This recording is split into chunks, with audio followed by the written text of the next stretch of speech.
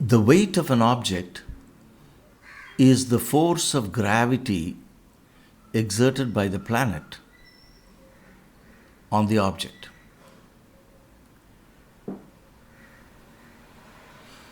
Now, forces of gravity are calculated using Newton's law of gravitation, which is G m1 m2 divided by r squared. If you look at this formula, m1 refers to the mass of one of the objects, m2 the mass of the other object, and r is the distance between the two objects. But if you reflect a little bit, you will realize that the distance between two objects is not really defined. Distance is defined only for 2 points. In fact, when Newton wrote down this formula, he wrote it down only for point particles.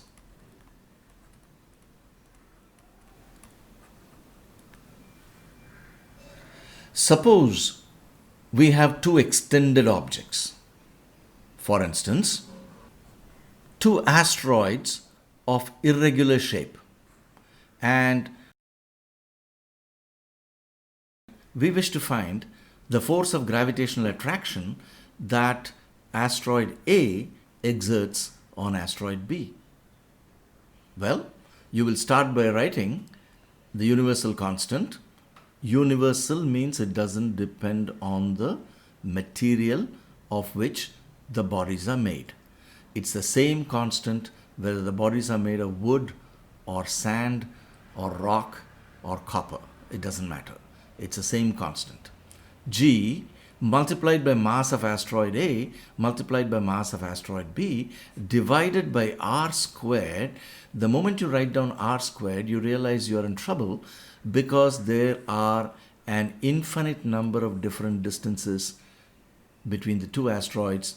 For each pair of particles, one in asteroid A and one in asteroid B, there is a different distance.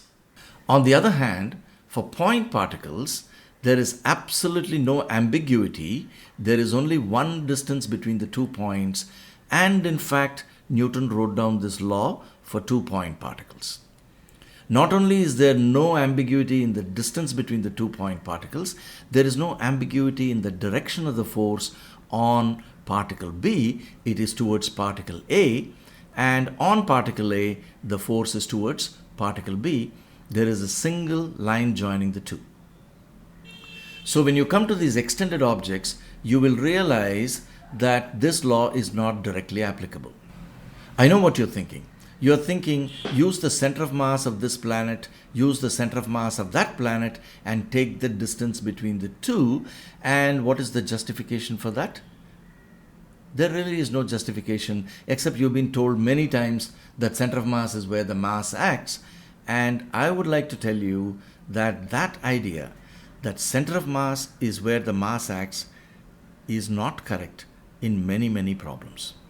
In fact, in calculating gravitational forces, you cannot use the concept of center of mass, as I will show you now. Consider this simple object made up of 2 point particles, which I'm going to actually represent by slightly large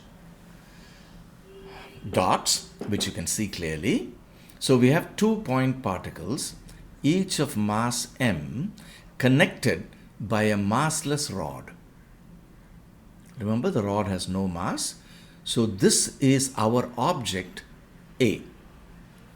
So I am starting with a simplest extended object is one containing 2 point masses, and we have a massless rod. Let's say the length of the rod is L, and from the point particle on the right at a distance of d, let me place another point particle, let's say of mass m prime.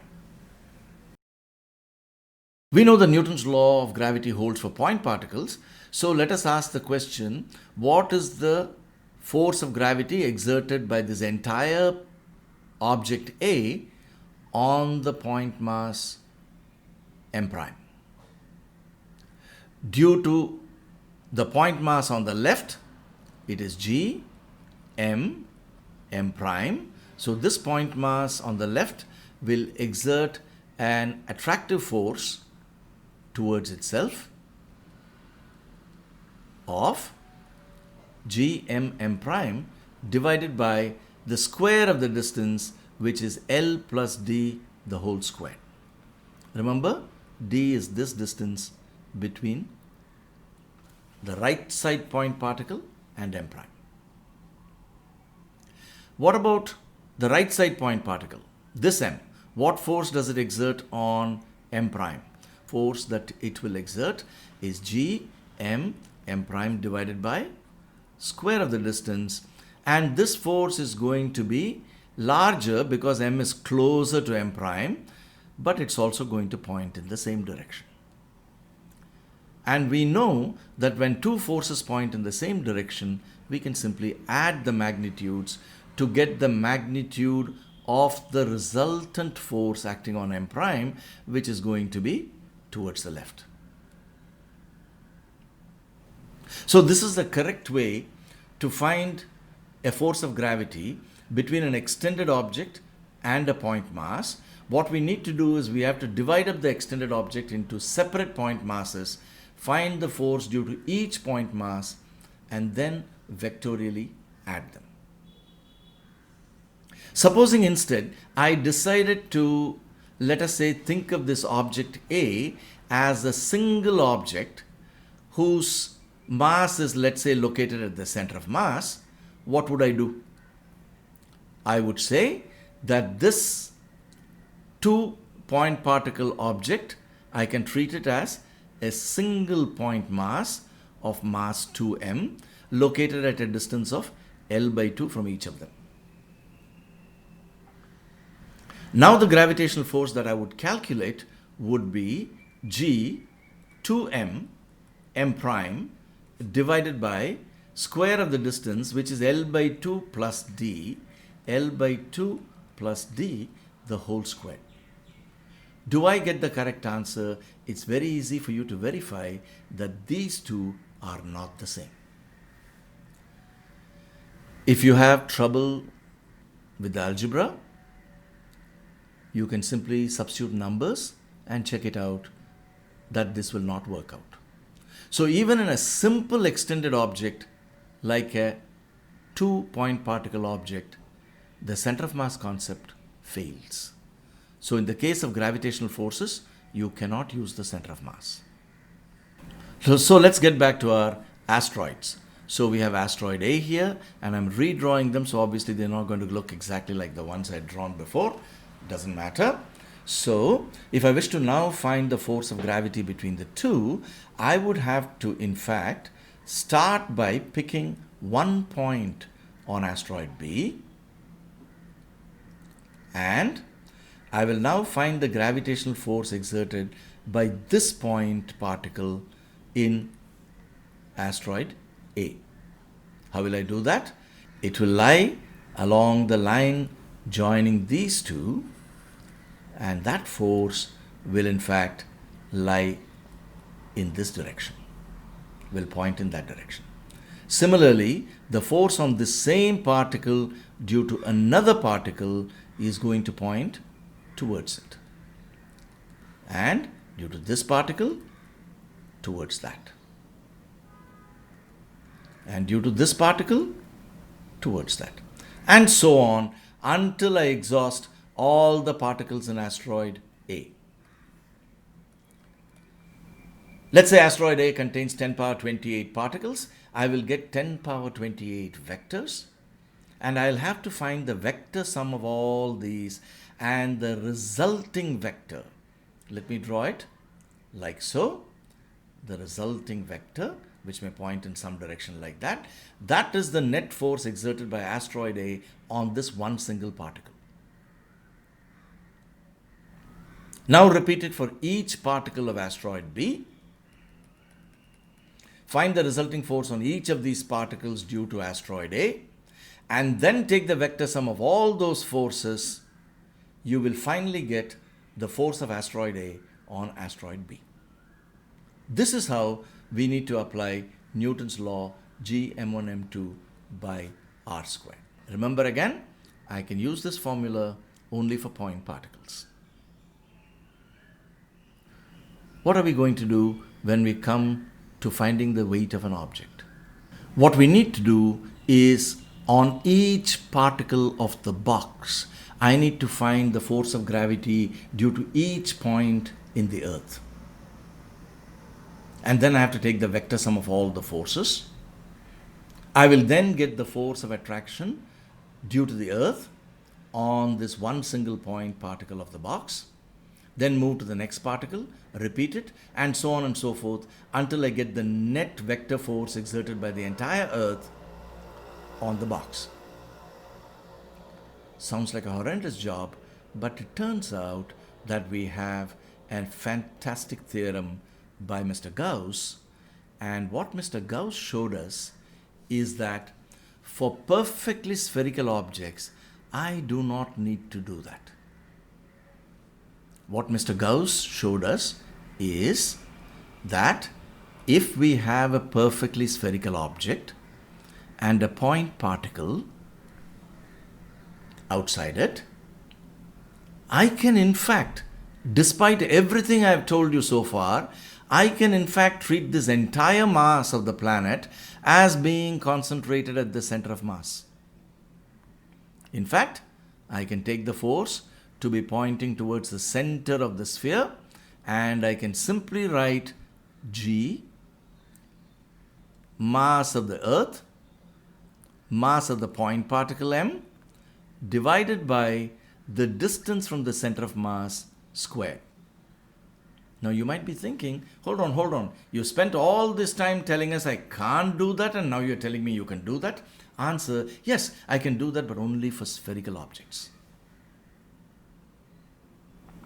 I cannot do that for asteroids. Scientists at NASA who sit around calculating forces maybe between an asteroid and a planet or an asteroid and an asteroid will have to divide up the asteroid into small enough objects which can be treated as point particles and then sum the vectors. They have to do that. Second, you might object to me and say, the earth is not a perfect sphere. No, it's not. But for 11th standard, we're going to treat it as a perfect sphere. So this wonderful theorem of Gauss, which unfortunately we'll prove only in 12th standard, you're going to need a certain amount of calculus for that, and I will give you the proof eventually. The theorem says that when you have an object with a spherical symmetry, which means it's either a spherical shell or a solid sphere of, let us say, uniform density, in that case, you can treat the object as being a point particle located at its center. You can treat the entire mass as being located at its center and then go ahead and simply use gmm by r squared.